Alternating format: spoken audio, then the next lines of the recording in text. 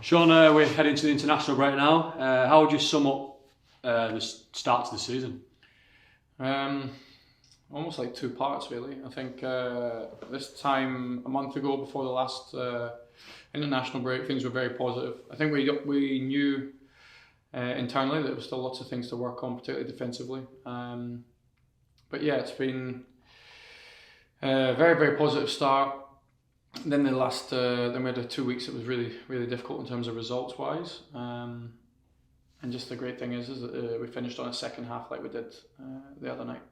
Is that something we can really build on Tuesday nights? We touched on it obviously after the game on Tuesday, but reflecting on it now, looking back at the footage, are you really pleased and something we can really build on now moving forward? Yeah, I think there's still things within the second half I think we can get better at in terms of maybe the structure when we don't have the ball. I love the effort and the mentality when we had to defend, when we didn't have the ball. And then I really liked what we had with the ball. I knew even in that first half we were creating chances. We should have scored 2 or 3. The difference was in the first half the opponents could have had the same, or they did have the same. They could have had 3 or 4 in that first half. So everything that second half showed us, that has to be the level we get to, and we have to keep improving it. It was such a big moment that second half that I did like a lot of what I saw. You touched on it again in midweek, but then the mentality and shown to, on the run we've been on and 2 goals down at half time, a little bit of frustration in the crowd obviously, and then they come out, a few changes at half time, and we come out and put in a performance like that. Yeah, the last sort of like 10 minutes of that first half was, you could start to sense probably the confidence levels that the team has off the back of the run we've had. The actual run itself it's not as black and white to just analyse. I think with the 2 games with the red cards, I think the real sort of outlier almost in the last 9 months I've been here was that Bristol performance. I think the 3 after that there was still big moments or large parts of the games where we had the right mentality, and there's just moments that got wrong. But yeah, the mentality that the group showed to come from 2-0 down, and some of the talent that they showed when they had the ball was, I just loved watching it. I loved watching it. There were some big decisions had to be made at half time, but the reality is the players should take all the credit for that second half. I thought they were marvellous. You touched on the red cards obviously on the league form.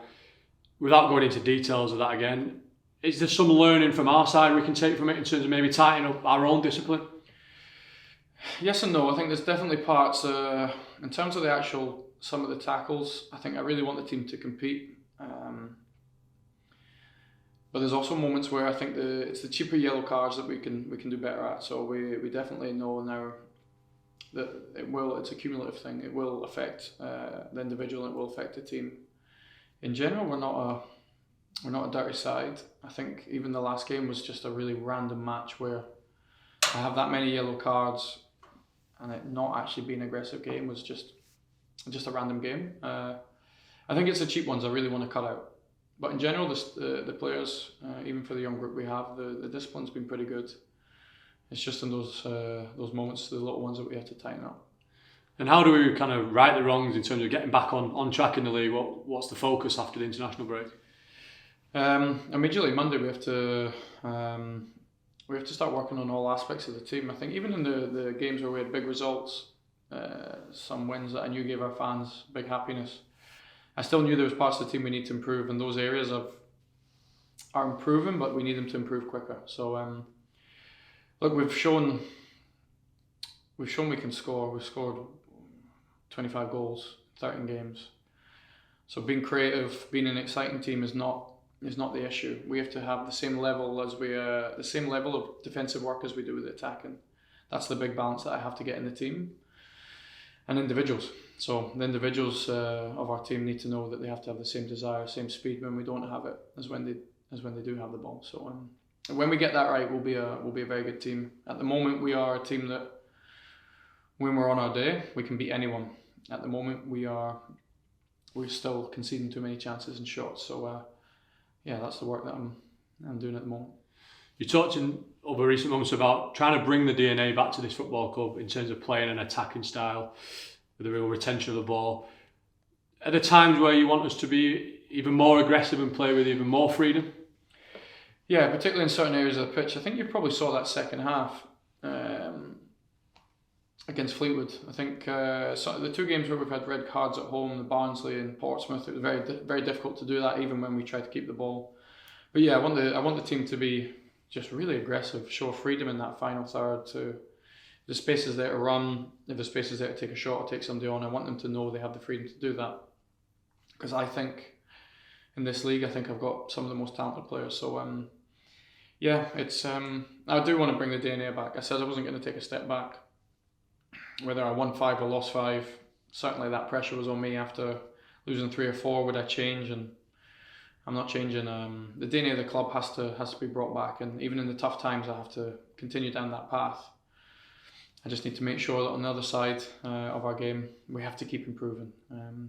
I know we've got a really young team, but we want to win, and we're all in a hurry to win as many games as we can. Talk about a young team, we've talked about that in the past, but being under a transfer embargo, it is a young team. It's difficult, isn't it? But equally, we talked previously about Jason Kerr on his road back to recovery. Is it important we try and get some experience in and around him as well? Yeah, I think Jason brings a level of how to compete that we don't have in the squad. I knew him from Scotland. He did a brilliant job at St Johnstone. He was part of a team that was go down in history really for winning both cups.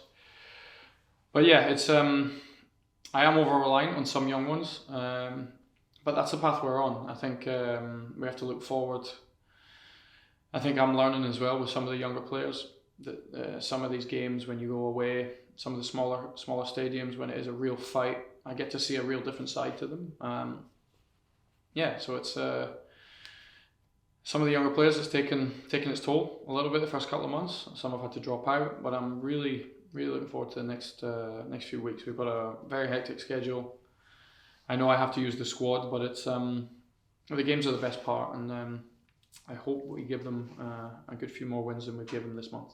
Talk about the hectic schedule and having to utilise your squad. Is it a fine balance in terms of utilising the squad but not making too many changes where you then potentially upset the rhythm of the team? Is that a tricky kind of thing to manage as a manager? Yeah, it is. Look, I think I'm also quite aware that if somebody's playing well, I really want to keep them in the team. Sometimes there's matches where if there's somebody specific for a certain role, then I'll use them. I think we've had a bit of everything really. We've had a few injuries, some red cards, and yeah, some of the younger players have they started the season so well that they're going to have a little bit of drop off. I think, it's trying to manage that. Some things I think we've done quite well. Other times we've done it, we haven't got it right.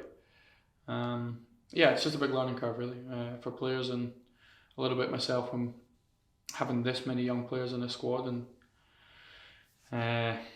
we're balancing trying to help them develop, but in reality we're here to win games, and balancing those two things is not easy. Just finally on the field, question for you on the fans. I mean, we've now got, after the international break, a number of home games both Saturday and midweek. Good opportunity to build momentum of wins, and we need the fans behind us, don't we? Yeah, when we've got 11 men on the pitch at home, we're very strong. I think it's been a crazy schedule. So by the time after Exeter to have your first 12 games, have 8 of them away is I know there's international call-offs and things like that, so it's something that can't be helped at times. But yeah, home form. Even last year when I first came in, I wanted to make it as hard a place to come as possible. Even when we had 10 men, Portsmouth, Barnsley, we kept fighting to the last minute. But yeah, I need our home form to be strong, and so when those home games come around, we need to produce everything that we did in the second half against Fleetwood, and just let teams know that when they come here, they're not getting an easy game. Finally, off the field, young Sam, who I know inspired you, the players recently passed away. Losing Sam at such a young age, it puts everything we talk about now, football life, into perspective, doesn't it? Yeah, it does. He was a brilliant young man, and his family were, his mum and dad were just amazing people. So I went to meet Sam and his teammates, and it's just a incredibly sad time. I loved every moment I spent with him. It was I was desperate to give him a win, really was.